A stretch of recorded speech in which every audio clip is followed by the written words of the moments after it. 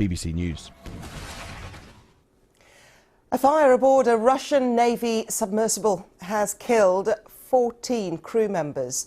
That's according to the country's defence ministry. Now, the fire was, we understand, later put out, and the vessel is now at Severomorsk, the main base of the Russian Northern Fleet. The ministry apparently saying an investigation is underway into the incident. Let's get more detail on this and some background as well. With me in the studio is Vitaly Shevchenko from the BBC's monitoring service.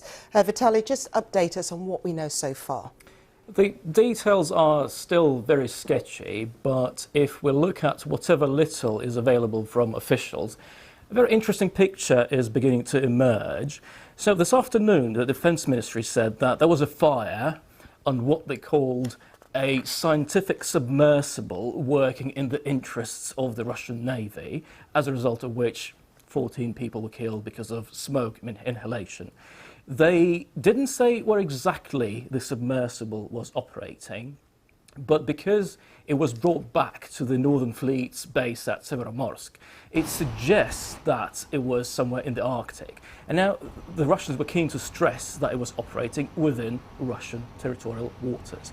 So what kind of submersible was it?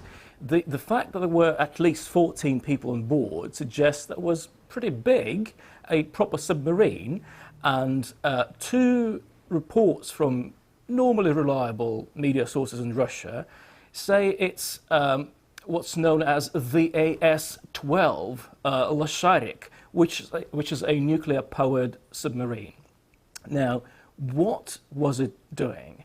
Later this evening, President Putin met the defense minister, and at the meeting he revealed that among the 14 people who died were 2 heroes of Russia, which is a very high rank of distinction in Russia, and 7 captains first rank, which suggests that the mission was of a very high importance.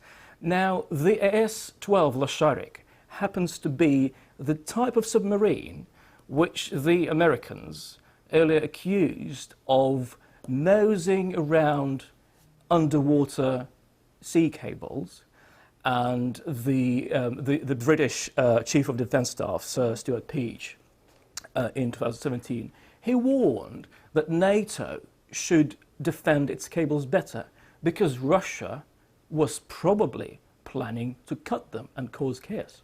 I mean, Russia obviously are going to want to contain this very quickly and shut this down quite quickly. We understand there is an investigation that is underway, but what do we know about the Russian fleet?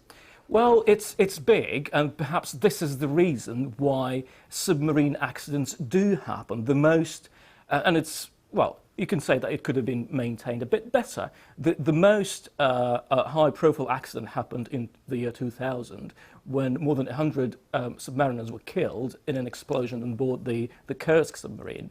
And 8 years later, I think 20 people died, suffocated on board the submarines. So these kind of tragedies, they keep happening on the Russian fleet, and they are a huge embarrassment. Okay. Vitaly Shevchenko, thank you very much for that. Thank you.